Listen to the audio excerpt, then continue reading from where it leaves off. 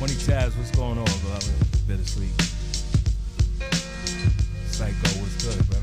I see you.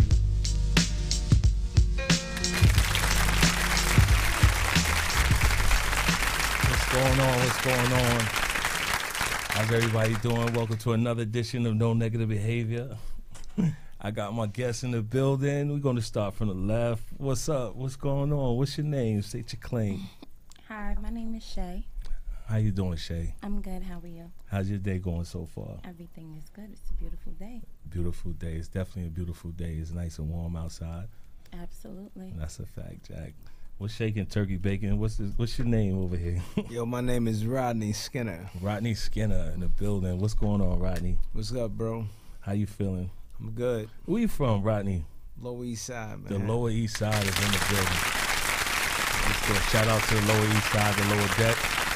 Shout out to the Lower. He came all the way up here to be on the show, huh? No doubt. That's official tissue right there. Shay, where you from, Shay?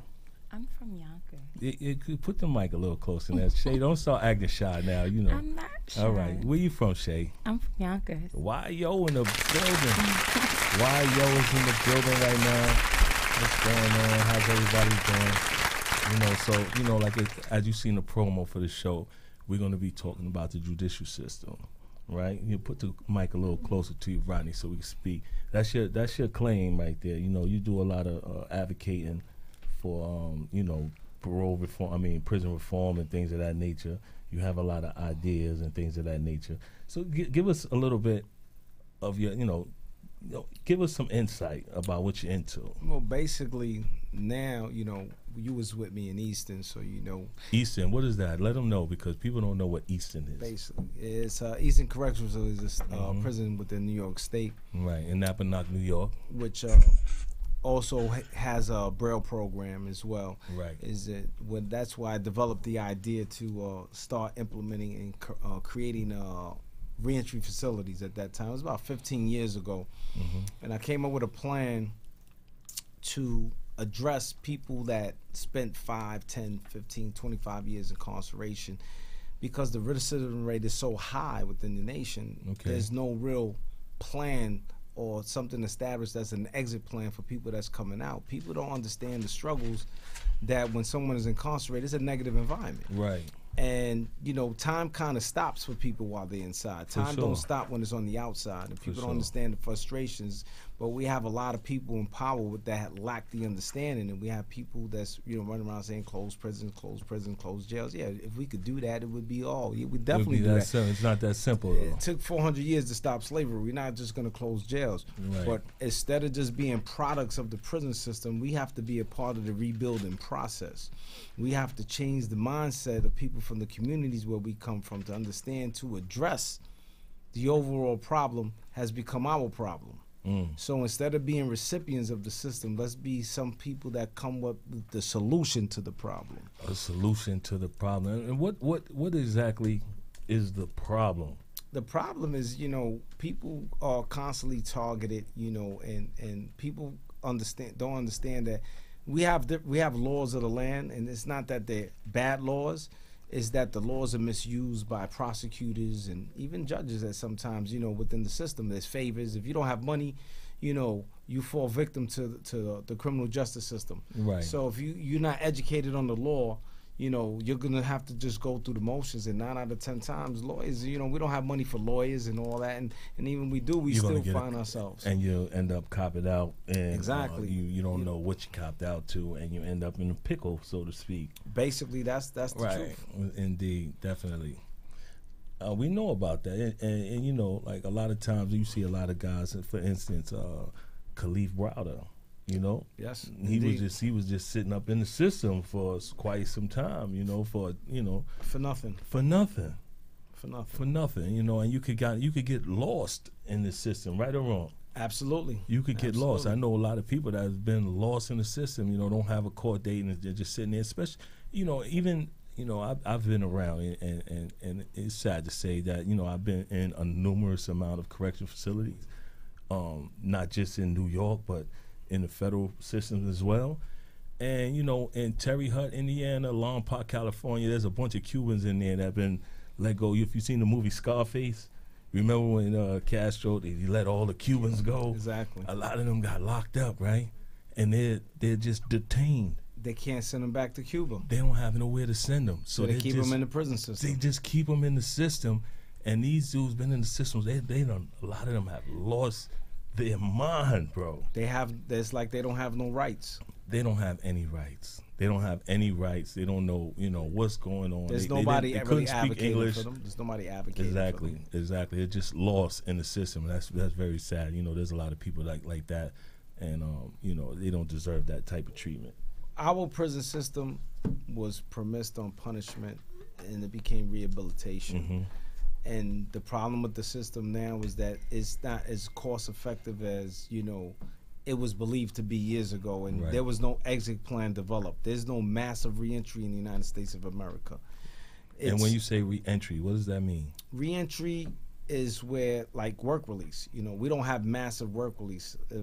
What I've created is, say these facilities, there's 3 type of facilities. It's Braille Port Correctional Facility, it's Telecom Correctional Facility, it's Computer Repair and Asbestos Correctional Facility. Okay, let's back that up. When you say Braille, there's somebody out there that doesn't know what Braille is. I know what Braille is. What is Braille? Braille is for the blind, to do books for Right. the blind and visually impaired. In 23 states, They read with their fingers. right, they have Braille programs within the prison system, but it's not where reentry is involved. For sure. And these type of facilities that I just named, they have the opportunity to network with corporations, businesses. Teleporting is like answering the phones Right, and things of that nature. right, exactly. Telecommunications. So it's right.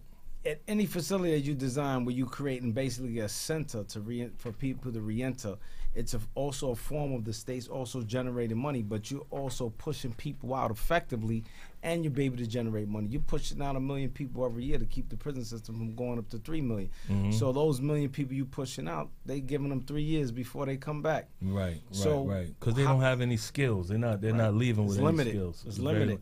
So if we don't push people out of the prison system correctly, how you expect them to sustain themselves in society? That's so true. I've heard people say, I'd rather be locked up than be out here struggling. And Right. that's a sad thing to say. But the Absolutely. truth of the matter is it's a fact. Right. It's sad to say that we have leadership in the country that really don't understand that we've destroyed people's minds. And with the prison nowadays, system. prison has affected many people's homes, many people's lives, and there's a lot of people that, like I said, that knows people in prison, that knows someone that been to prison, that has been released Absolutely. from prison.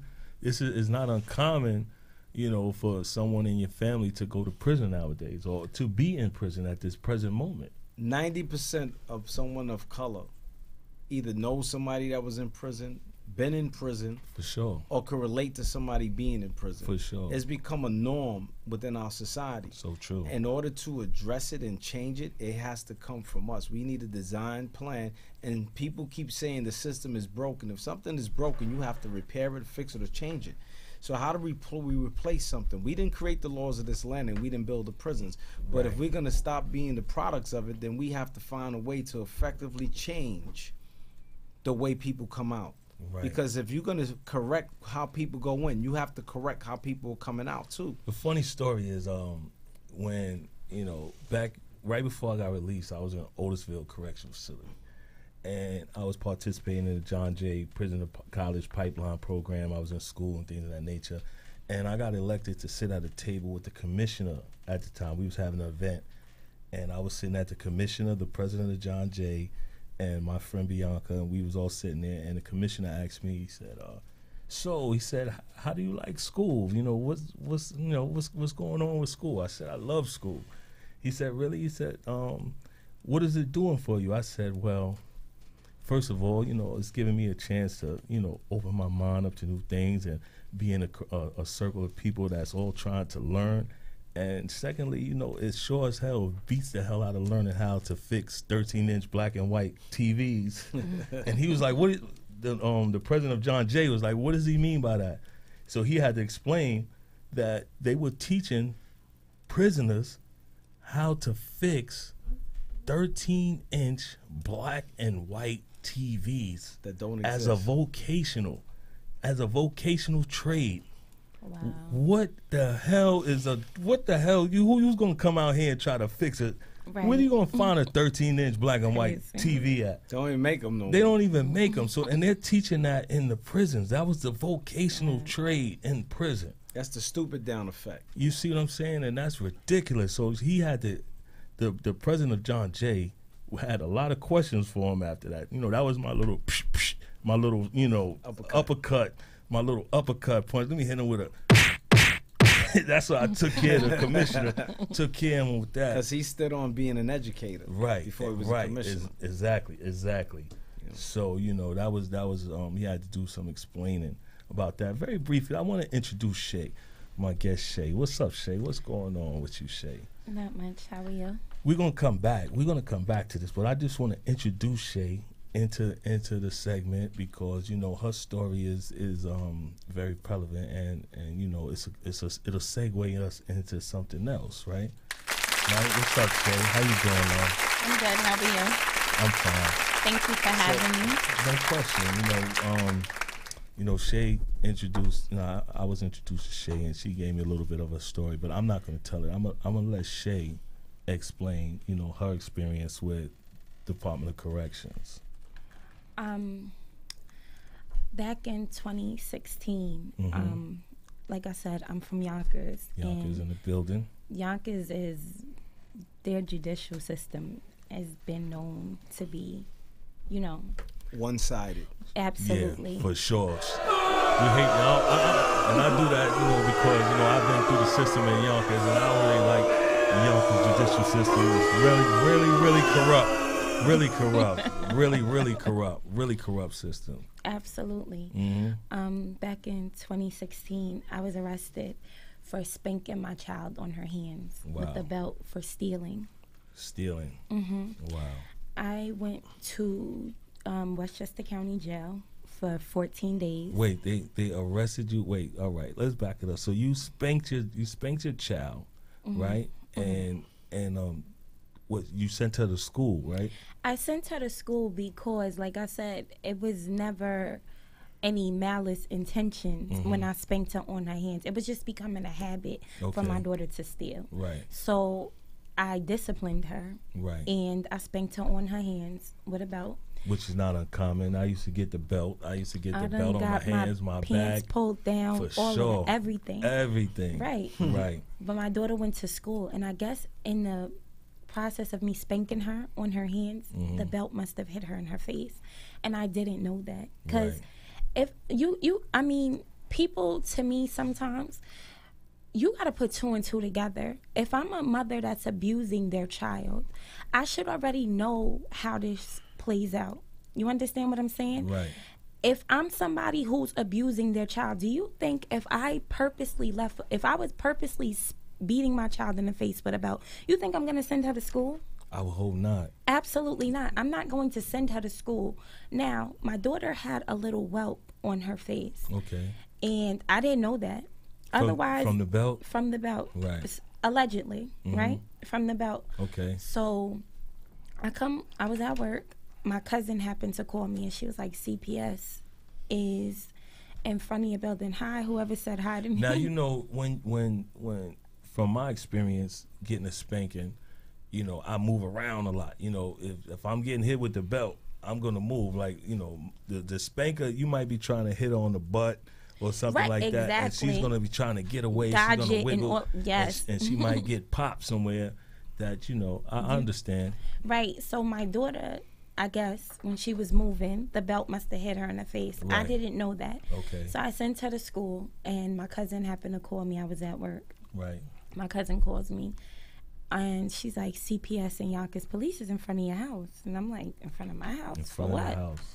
So I'm like, what happened? She's like, I don't know, but I think it got something to do with you. So me still not knowing, because like I said, it was something that was innocently done. It wasn't me trying to abuse my kid. You understand? It was just me trying to let her know, like, you know, you don't need to steal, and you need to stop doing this, because it was becoming a habit for her. She was stealing from everywhere. You understand what I'm saying? Right. She's 9 years old at the time this happened. She was getting ready to turn 10. It was a month before her birthday. So I come to the house. I left work because I used to work right around the corner from my house. I was actually a supervisor for an assisted living home. And I used to supervise for the 3 to 11 shift because I had my nursing assistant's license. So I ended up coming home. And I'm like, I see the CPS worker. Now, this worker was already in my life because my same child and my son were having difficulties in school. Okay, so she was already familiar with you. Right. So I walked up to her. I'm like, what are you doing here with the police? But I'm going to jail. She was like, possibly. Did you spank your daughter this morning? I said, yes. I spanked her on her hands with a belt because she stole money out of my mother's purse. And she said, well, that's why. I'm like, wait a minute. She said, that's why what? The police are here. Okay. So I look at the police. I'm like, so y'all are going to take me to jail for reprimanding my daughter for something she did wrong? And he's like, well, you know, you left a mark on her face. Did you hit her in her face? I said, whoa, I hit her on her hands. I didn't hit her in her face. And he's like, well, she had bruises on her face, whatever. So at that same time that they came, my kids were getting out of school. So my kids were walking around the corner. So I see my the whole thing. They're watching it, right? So I see my daughter. I'm like, wait a minute. Y'all are acting like this girl had black and blues, broken bones, all of that. Like, she don't even have nothing on her right now. So what's going on? So I look at my daughter. I take pictures of her because I'm like, I don't want these people to try to play any, do any funny things to me. So exaggerate. Right, exaggerate. Right. Exactly. So I took pictures of my daughter's face, and there was nothing there. Yeah, go ahead. I'm listening. And with that being said, I got arrested. I went and I sat, and I got in a cop car, whatever, and I'm a little nervous because, like I said, I've never been in trouble a day in my life. Right. So I get in the car. I'm like, am I going to jail for real? They're like, well, you just going to go to Yonkers. You're going to spend the night, and you're going to come home tomorrow. You don't have a record. They're going to ROR you. So I'm still crying. They read you your rights and everything? Absolutely. And you're handcuffed? Mm-hmm. And put your hands behind your back or in the front? My hands were behind my back. Ooh, wee. So, okay. I get in the cop car. You hear this, Rodney? I hear it. I get in the cop car, and I say to the police, I'm like, I've never been in trouble. They're like, no, we know. You don't have a record. You'll be ROR'd, whatever. You're going to spend the night. You got to see the judge in the morning. So I'm like, okay. So I'm in a holding cell. I'm talking to the officer that's, supposed to be watching over me overnight. And I'm crying because, like I said, this is something that's never happened to me. I'm 35 years old. This happened when I was 33. Never been arrested before? Never been arrested. Okay. So I go to court. The DA comes down in the morning to talk to me. When they come down, like, my ignorance to the law, I spoke with the DA.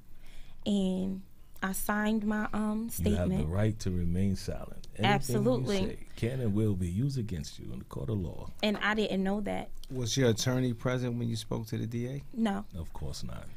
So I sit in the they take me. I talk to the DA. They're like, no, don't worry about it. We're gonna give them your statement. Blah blah blah blah blah.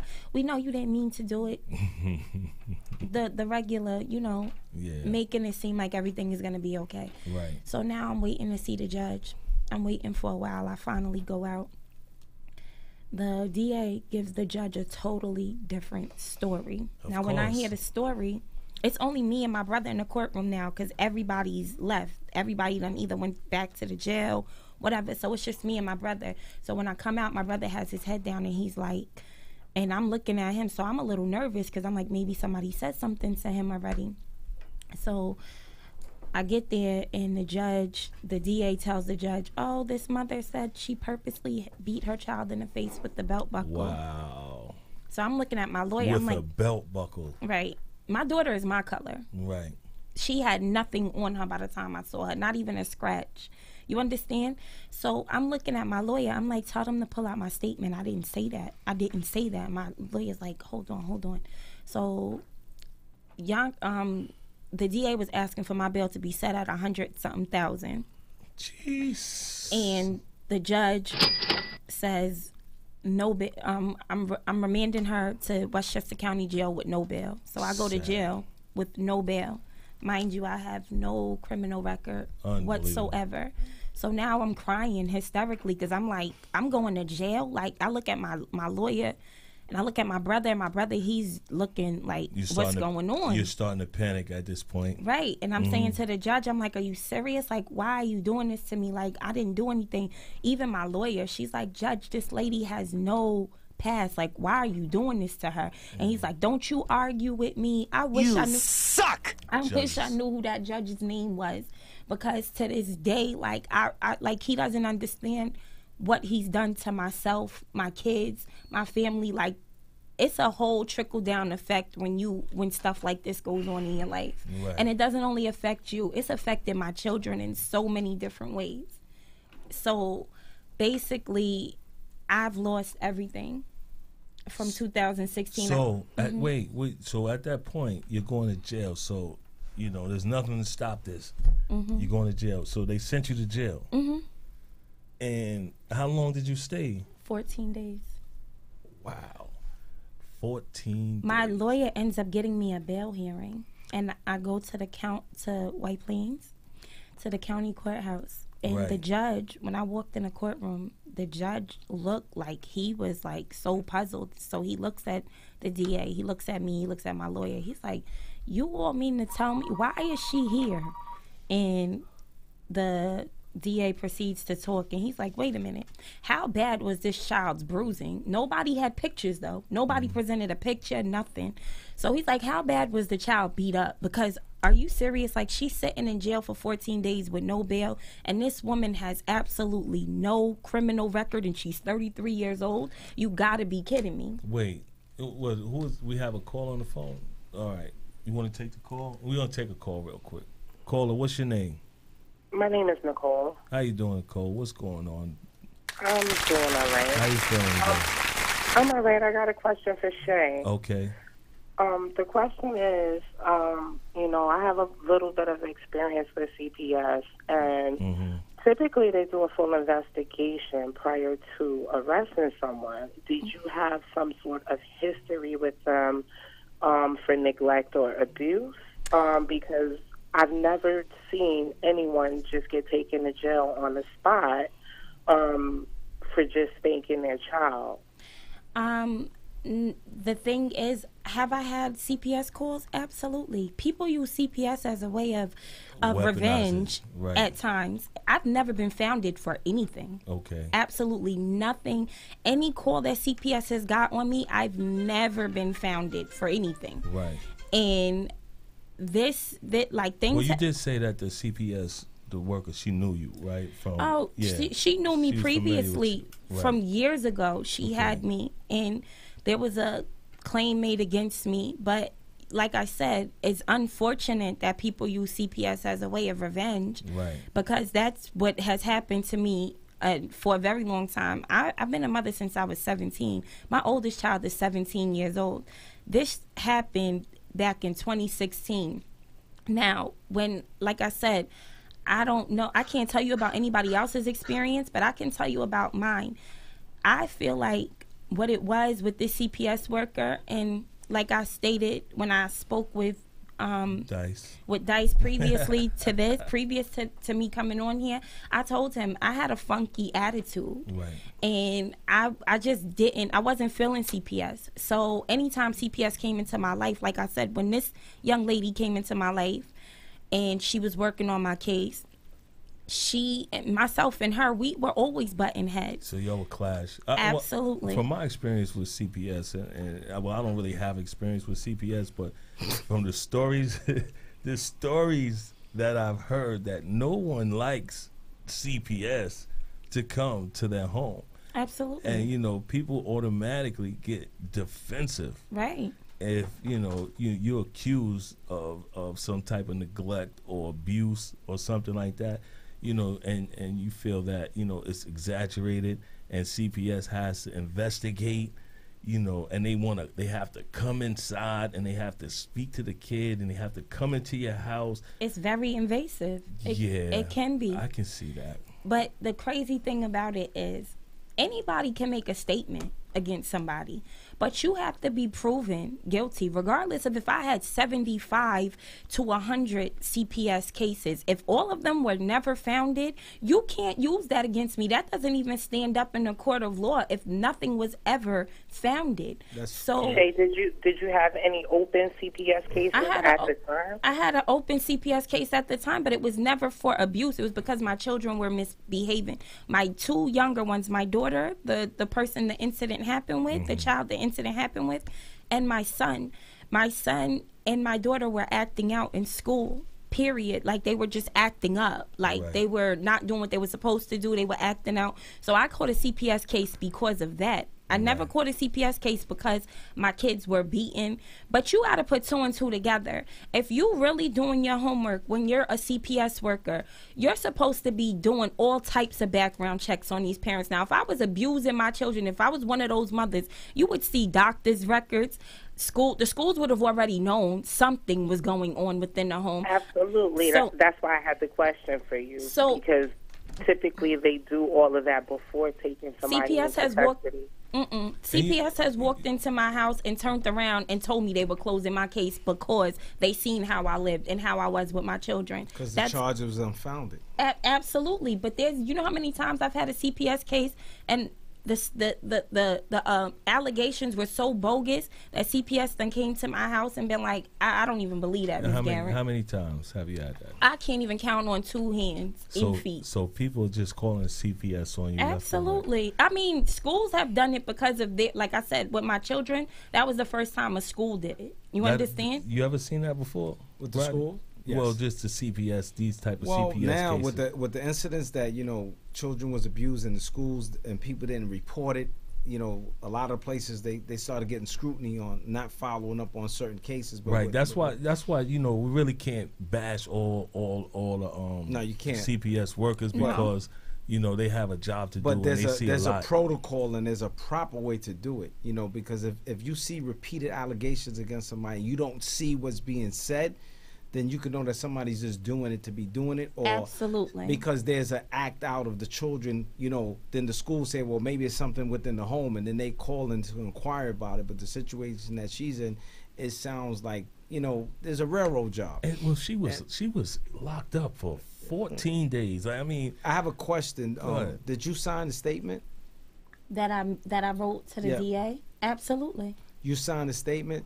So, do you have a copy of the statement? Nope, I kept asking for it. Okay, so the statement that you signed, when you signed it, did you read what was put on it? Absolutely, before I signed anything. So, the statement that was mentioned in the court contradicts the statement that you signed? Absolutely. So, then if you wasn't represented by an attorney, the DA had no right to speak to you directly. So, it seems like you was coerced into taking a plea of probation. Absolutely. Absolutely. If I would have known what I know now, I would have went back to jail for that night. Or 2 nights, whatever, and I would have fought it because there was really, like I said, it was the situation was so crazy that there was no. When I came out and told my story, you know how many people told me like they came to you with an offer the very first time you went to criminal court because they knew that they messed up. They knew they didn't have a case. They knew that, but I didn't know that. So in that case, they put you in jail. Yep, and then gave me. You want to come out of jail. You want to get out of jail. Of course. How many times have you seen that?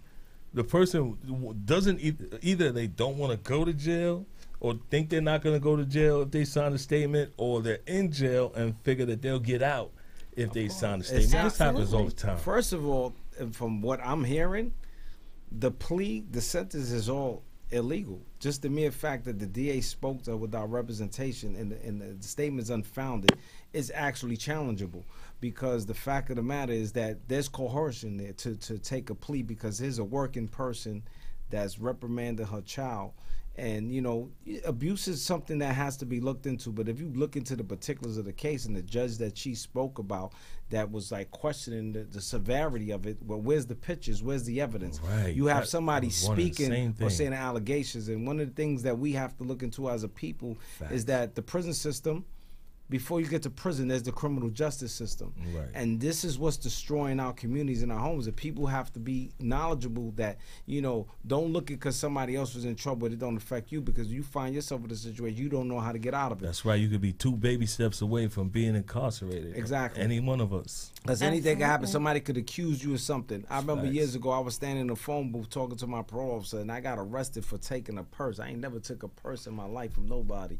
And I want to say one thing about that too, because I have my brother. My brother is in a situation right now, whereas he just did 19 years. He just came out, and he's like me. He could be slower than the R. Kelly tape with certain things, right? And he riding a bike. He's on a bicycle, right? He on a bicycle, and he's on the sidewalk, riding a bike on the sidewalk. And the cop catches him on the sidewalk. Now he's been away for a very long time. You can't ride the bike on the sidewalk no more. You get a ticket for that. You get a fine for that. So the cop pulled him, snatched him up, and instead of giving him the fine, when the cop ran his ID, because of course they're gonna run your ID now with all the terrorism and things of that nature. When they ran his ID, I guess they see that he was on parole on papers and things of that nature, and decided to run him through the system. He's on parole. He's on parole, run through the system. And what is that? Police contact. Yeah. Violation. Absolutely. Violation. Ridiculous. Well, these are things that keep us trapped within the system. Right. It keeps us destroying our family structure. For sure. Here's a young lady that had a career and was reprimanding her children because of, disciplinary problems, and they found a way to destroy her career. Just destroy her home, to lose her children, right, and break this family structure up. Absolutely. And make her now a convicted felon, for all the wrong reasons, because it's good for the DA, or it makes them look good. They made an arrest. Or they have a need to fill a bed. And the problem with that is that, even with an attorney, these are representatives of the system, but people don't realize a lawyer is sworn office to the system, not to the client. Say that again, man. Say that again, please. People need to hear that one more time. A lawyer is sworn office to the system, not to the client. That's a fact. And when we start to understand more, we'll have more lawyers of color. We'll have more people in place to do things and correct things. When we start making ourselves aware, and a lot of things that we don't make aware, we take for granted until we find ourselves victims to it. And like I was saying with the situation, if she signed a statement, that statement has to be on record. Those are public records. There's a conviction. She could go to the clerk's office and get a copy of everything that's there. Unbelievable. And if they said in the courtroom, they said that everything that contradicts what she actually said, because she voluntarily spoke to them because she felt she didn't have anything to hide. But that was unethical behavior by a district attorney to even question her. That's not even legit. She wasn't cooperating. She was arrested for something that she was accused of, and she wasn't represented at the time because the lawyer wasn't there. So going to the clerk's office and making a copy of all that, and you get the minutes in that courtroom when she appeared, and that judge went on record with a bogus statement, she got grounds right now to get that whole conviction thrown out. Well, it seems that you have some help. Yeah, help has arrived in the name of Rodney Skinner. My man, I'm going to tell you something about Rodney, man. I know Rodney for a while. I used to always tease him and say he looked like Russell Simmons and things of that nature. But he's always been about his business, man. He's always been in the law library. He's always had information. You're always able to go to Rodney for information. He's always been that way. That's his value. That's what makes him so valuable.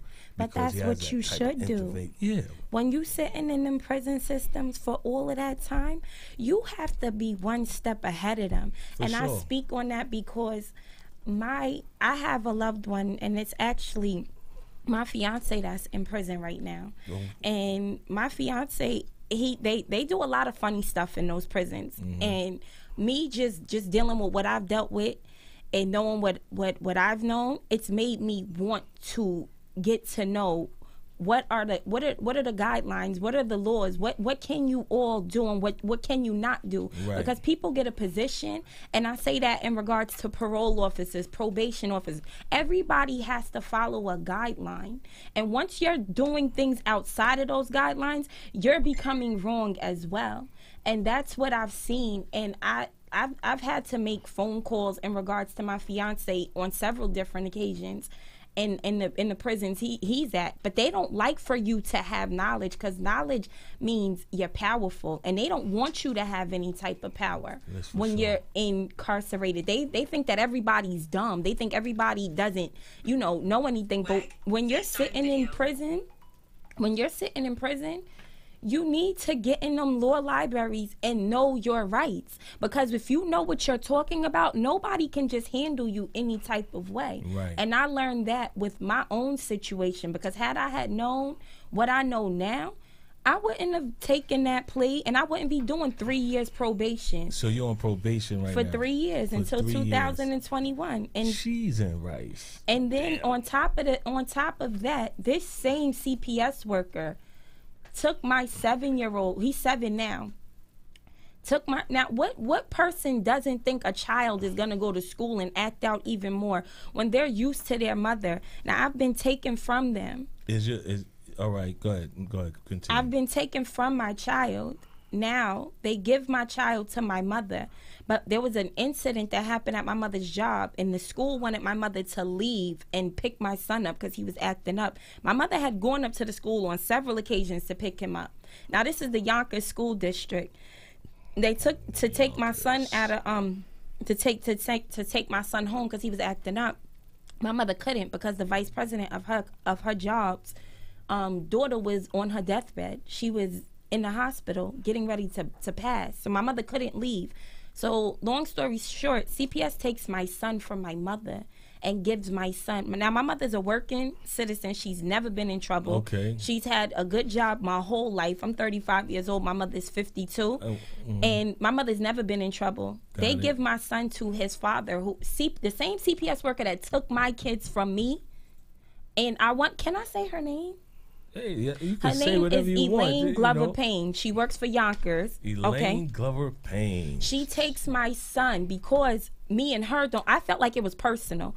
She takes my son from my mother. And does what? And gives my son to his father, who has no job, a criminal history, no shelter, right? So your father didn't have... My son's your father. Your son's father didn't have a home at the time? Nope. He didn't have a home. He was staying in the shelter? No, he was staying with his mother, who had an open order protection against him. Wow. Now they let my son go stay with his father there. Now him and his mother get into it. He gets put out of his mother's home. Now he's living in the Coachman at a shelter with my son. The Coachman is a hotel, right? Right, in White Plains. They find this to be okay. And once he does that, my son is messed up mentally. And my son is now I get my son every weekend. My son is telling me how bad his father treats him. Right. How bad his father treats him. My father's doing this. That's bad. Like I said, it's all part of destroying homes and families. Absolutely. With the experience that you had and what I said to you, you need to focus on correcting your situation, which you can legally, and then you need to retake your family back. Absolutely. Address the situation that you do and take it as a setback, because this system is designed for, the revolving door, the cycle of people falling victim, the children falling victim. I have a son that's incarcerated illegally right now. And, it's just like a lot of factors and particulars that people don't really look into until they're faced with it. But no matter what you do, whether it's a day, a year, 10 years, being arrested and incarcerated is a psychological scar that you're never going to forget, no matter what you do. Your son is incarcerated right now? Yes. Never. Right. Your son. Speak about your son. Your son. I checked out his gram, and your son was lit. He was doing his thing out there. Show the picture of Rodney's son for me. Rodney's son was doing his thing, and huh? Yeah. You could show both in the look. There go Rodney's son with the rest in peace Nipsey Hussle. Yeah, shout out indeed. to Nipsey Hussle, you know what I'm saying? That's dope, man. Give him a palm for that one. You know what I'm saying? And he doing the thing over there. Nigga Rodney right there, and his son. Where's that picture taken, Rodney? That's at Gowanda, me, him, and my grandson. Oh, so he's in the maximum security prison, huh? It's a medium. Gawanda's medium? Oh, yeah, Gowanda. Medium. I'm thinking of Shawanga. Yeah. Shawanga, Gowanda. And, okay. it's like I said, it's sad about what happened with Nipsey Hussle. For sure. My condolences to his family. Absolutely. You know, Indeed. and my son and him were very close friends, and they were working on some things together. And, For sure. It was the first time, I heard my son, break down, like, and under the situation that he's in. And it's crazy that we talk about this system. And, I told him, the other day on the phone, I said, he said he don't believe in coincidence. And I said, well, you just got an appeal bill denied. And I says, out of 22 judges that your lawyer selected, how was it that he picked the same judge that put me in illegally 22 years ago? Wow. So we dealing with a system that's not designed to help us. Nope. And the system is designed to hurt us, like Shay's situation. And we don't have the knowledge. It's funny that you mentioned that. I don't know. Just hold that point right there when you talk about the judges, because I had the same judge over and over again. Judge Kenneth Lange, saying I'll never forget his name. And I ended up in front of this guy, and he kept sentencing. Because he was the guy that was going to keep putting you in. Yeah, he took those years. Well, I gave him those years. I don't want to say he took them. I gave it to him. So, but, now that you don't have them years to make up, you have the future in front of you. And it's ironic, we was talking about, say about the Nipsey Hussle situation. He had a friend that came out after doing 20 years, and he's taking him to his clothing store. Right. And the empowerment that he did something remarkable that people don't even understand what he did.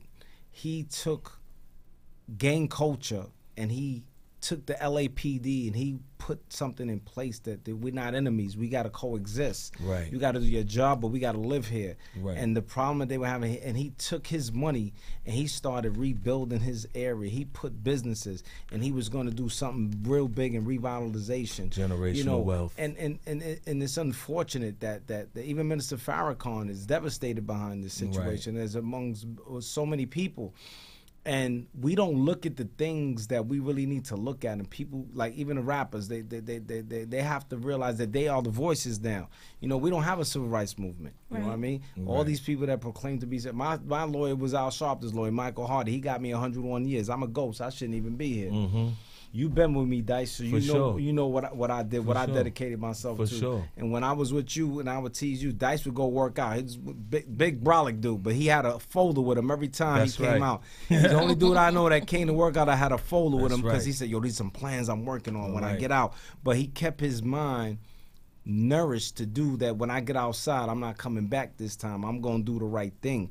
Indeed. And when we start finding platforms to educate each other, people need to listen and they need to absorb it. And that self-hatred that we have among our communities, instead of looking at somebody, I don't like that person, I don't like how she look. And Shay's probably a victim of that because people keep calling him, I don't like her hair, I don't like how he dressed, I don't like what he got on. Yo, if you like what somebody got, then go get it. Do what you need to do to get what they need, what they have. Fact. Don't hate. So we have so much self-hatred among us as a people that this thing with the Nipsey Hussle situation had my wife in tears.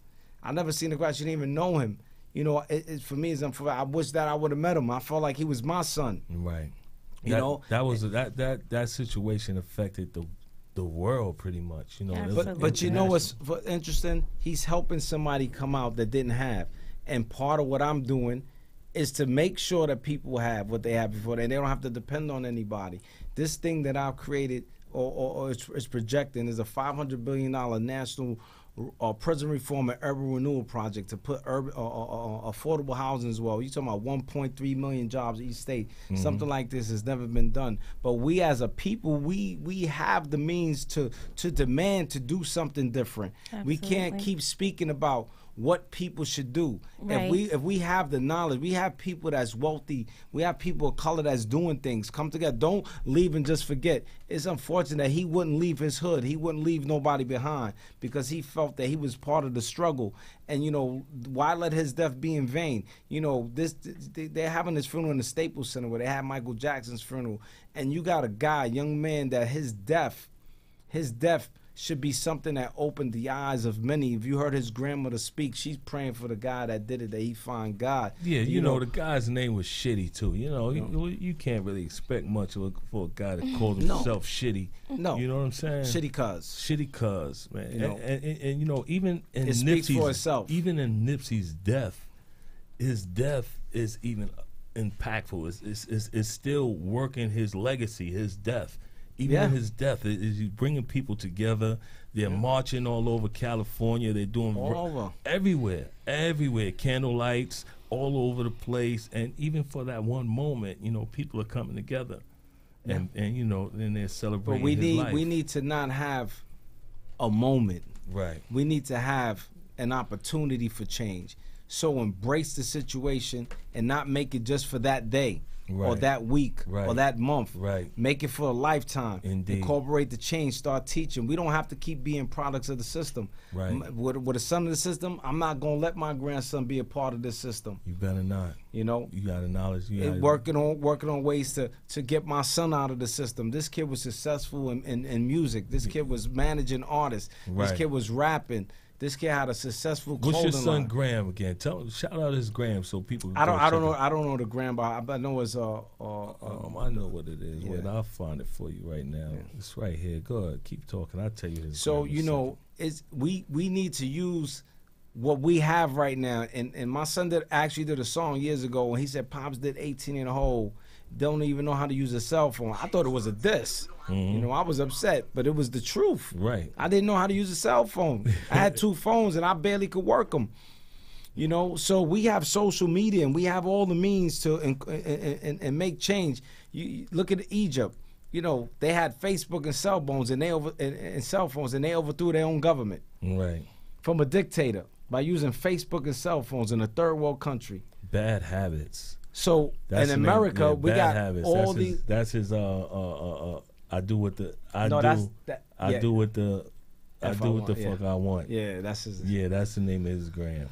You know, so we have the opportunity. We have the people. It's a coming together and understanding, and we need to remove the self-hate. Right. And until that happens, we're going to continue to have these situations. And like I said, for Shay's situation, it's unfortunate that her career was destroyed because of somebody wanting to just destroy another family. You know, people use that like. CPS, they weaponize that. You know, there a lot of people. Yeah, if somebody CPS, don't like you, they can call on you. Right.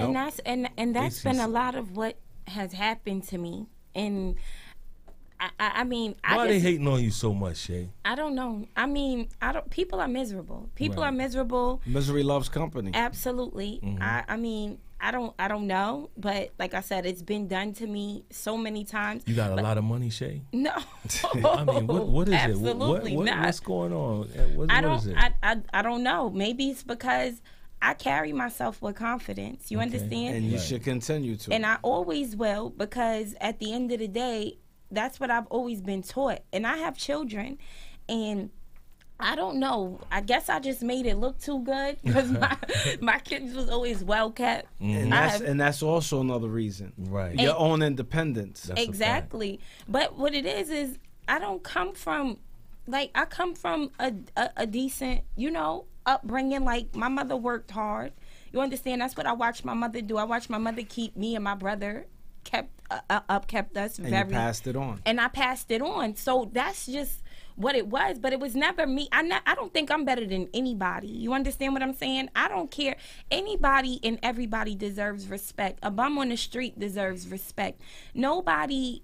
If you are unhappy with yourself, that's something you have to take up with you. I don't have nothing to do with that. Let me tell you something. What I think you should do, my suggestion is your situation, as you take it as a learning experience. Absolutely. And I think that you should pursue, you know, correcting it, because you can. And that's one of the reasons why, you know, Dice wanted me to be here, you know, to also convey some of the experiences. And saying, Dice could tell you, let me tell you something, in prison you have good days and bad days. For sure. But every day I had to have a good day, because every time I walked in the prison yard, somebody came to me to ask me a question. Always asking I never had a day, and we've been in like 3 prisons together. For sure. And I never had a day where I could walk around and somebody didn't ask me for advice.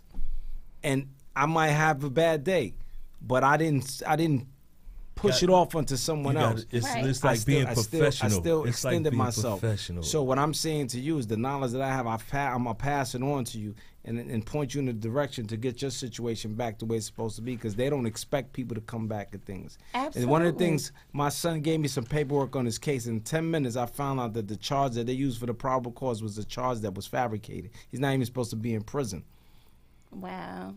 And when I brought it to his lawyer attention, oh yeah, it's bogus. Yeah, it's bogus. It shouldn't be there. I always say, and I said this in the promo, and this is so real, that it's easier to stay out of trouble than it is to get out of trouble. Oh, my mother always told me it's easy to go. It's always easy to go, and it's hard like hell to get out. That's a fact. But it's so true. You know, when you had just said to me, like, take your experience, like I had explained to Dice when we first spoke about my situation and me coming up here telling my story.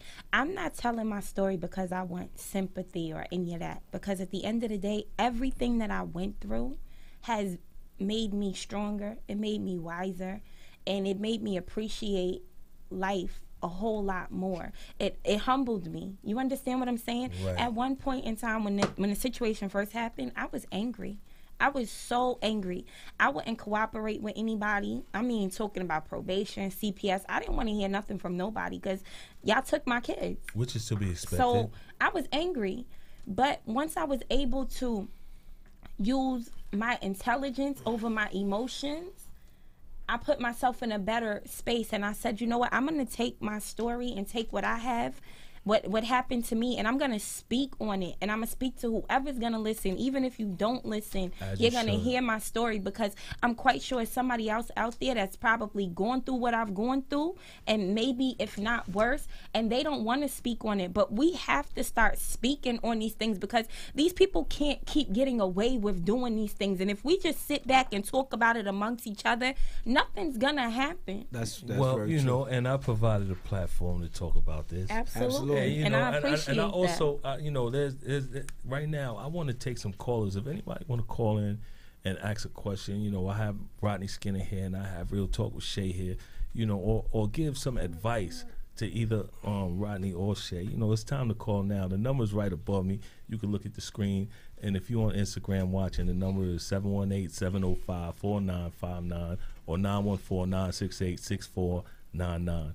That's 718-705-4959 or 914-968-6499. Call in and talk to Shay and Rodney Skinner. You know, and you know what I'm noticing. We have a caller. Dice. Yes, man. Who's calling? This is Bubba. Bubba Chuck. What's up, Chuck? Shout out to Bubba Chuck calling all the way from Florida. What's good, Chuck? How you doing, my brother? Good. You got a question? Yeah, first and foremost, I just want to say this. I want to salute you and Rodney for this platform. Salute. Thank you, brother. Mm-hmm. Yeah, definitely. Thank you. To the sister, I'm sorry that you've had to go through what you're going through. Mm-hmm. But Dice know, Rodney know, I and so many others know. Like, I just did 15 joints. Right. Right? Yes, I committed the crime. I was railroaded, though. Sister, I'm going to tell you this. I've been home 2 years, sister. It's been hard, even with a BS degree. It's been hard. Wow. But I'm going to tell you, sister, regardless as to what you're going through, you can make it. Absolutely. Do not allow society, man, nobody to tell you that you can't. I'm a firm believer. I am a witness of that. You can overcome this that has happened. Things for your children can become better. You have to be that solid rock. You got to continue to push forward and don't accept no. Absolutely. There you go. Absolutely. Thank you, Bubba Chuck. I appreciate your call, man. I appreciate Thank you. I appreciate those. Yeah, you reaching for the ball again. You reaching for the ball. Yo, Dice, I love you. God I love you too, man. See you soon, my G. Thank you, Bubba Chuck. There you go. Bubba Chuck in the building. Thank you for the call, Chuck. Yeah. You know, there's one thing that I do notice too, like when I listen to Shay, and you know, by them putting your child in the group home, it's like they're preparing the kids to go to prison. Like these things, it's like set up. I remember I watched a documentary in Philadelphia. It's a design plan that actually calculated the number of dropouts in Philadelphia, Jersey section, and that's how they knew how many prisons to build in that area, because you know they're dropping out of school and they're going to the prisons. We have another caller. Statistics. We have another caller. Yeah. Caller, what's up? What's good? This is Big Hassan from BK. Big Hassan, what's good, my brother? How you feeling today? You know who you hollering? Of course, Mr. Green. I know who I'm talking to. You got a question for you? How you doing, brother? Well, anyway, man, you know I like the show. Thank you, man. And I'm good, brother. All Yeah. praise be to Allah.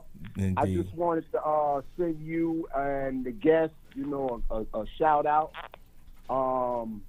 After all them years incarcerated, you already know, almost 20. And I'm changing every day, brother. Good. I just wanted to say that change is within yourself, right? And we all have the ability to change, For sure. Brothers just gotta work at themselves out here in this society, and just always strive for change. Indeed. And I wanted to call you, whatever you trying to do. All right. Just strive for positive change. Thank you, Brother Green. And God will guide you. Absolutely. Brother Green in the building.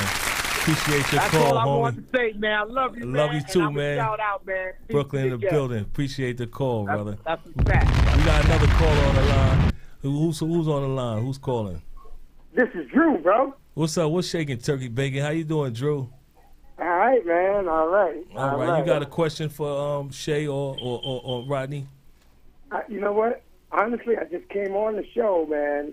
I know you guys were talking about what me and you spoke about yesterday, And so all I wanted to do was just, affirm what you guys were saying, man. Okay. Thank you, Drew, man. We appreciate your call, brother. Brother. What was that word that we had today? What type of hubris is that? Hubris. What's that hubris? Is that? That's right. Hubris. Yes. People have a lot of hubris. Right, This indeed. administration got a lot of Hubris, for sure. hubris, bro. Thank you for calling, know? brother. Thank you for calling, brother All right. Drew. I'll see you tonight, my man. You know you will. Indeed. All right. Anybody else on the line? We got another caller. So, we were saying that how they're preparing the kids to go straight into the system. And, and these prison systems are way upstate. I was talking to Drew about gerrymandering and how, we have the census and, these numbers are on and upstate. They're like, these numbers are upstate, but these people in these prisons are not from upstate. They're from our communities. City. They're from the city, and that's tax. Oh, we have another caller. Caller, what's your name? Hello? They hung up. But, we have we're in these prisons, your boyfriend, we're in these prisons upstate, right? And we're on the census upstate, and the tax dollar is They put a book out every year in each state. Statistics man. by ethnic background, female, male, age, gender. They That have a gotta red change. book for every state to That break has to down the change. statistics on every prison system in the United States. It hasn't changed, man. And this is what you're about, right? Rodney, this is what you're trying to this is what you're advocating. The change. Right? The change. Tell them where could they follow you, because we got 2 minutes left. Tell them where could they follow you? Where could they? Right now, I have an interview out that's on YouTube. Real Changes for Prison Reform Introduced. You Right. can go to YouTube and look that up, and Right. you can hear the whole interview. It's also on the flyer. You could check the flyer. You'll see And that. you get a better understanding of what's being introduced, and, Right. it's a money machine, the prison system, but it's going to continue to be a money machine. But what we have to do is incorporate the change that brings people to knowledge and help people that's coming out, because there's so many brothers and sisters that's coming out that it's difficult. Right. You can't come out and get a high paying job just like that. It's designed that way for you to fail. But the progress that comes of better preparing people now, and that's something that we haven't been able to do. This nation hasn't put anything in place like that. Right. So for me, it should come from us. Not a one-man show. I don't believe in one-man shows. Right. I believe in a collective effort. Like prison reform, they said the face of prison reform. Mm-hmm. Meek Mills, I applaud him for what he's Shout out trying to to do. Meek Mills. Shout But out to me. what I'm saying with him, it's not just him as a face. It's Right. all of us are a face. We've all been products of the system. We all Even you, part of the Shay, now. change. We're all faces Okay. for change. We got another call on the line. Caller, you got about 20 seconds. What's your question? Hi, my name is Carol. Mm-hmm. Hey, Ma. And hey, how you doing, guys? All right. I just want to thank Shay for coming and sharing her experience with us. Okay. Thank you for listening. That's Mama And- Love. Yes, and I hope that it gets better for you with your children as the time goes by. All right. And Absolutely. I want to thank Rodney also because you. he was very informative. Okay, Ma. Shay, you got about 10 seconds to plug your Instagram or anything you want to plug real quick.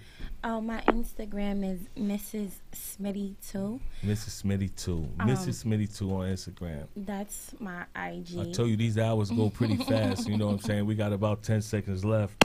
Listen, I'd like to thank you for having me here. You know, Yes. I look forward to, many other We got to do this situations. again. We definitely have to do this again, man. Until next time, fellas, I want y'all to all, remember that it's easier to stay out of trouble than it is to get out of trouble. And as long as you're on the green side of grass, you better celebrate life. Thank you for sharing this episode with me.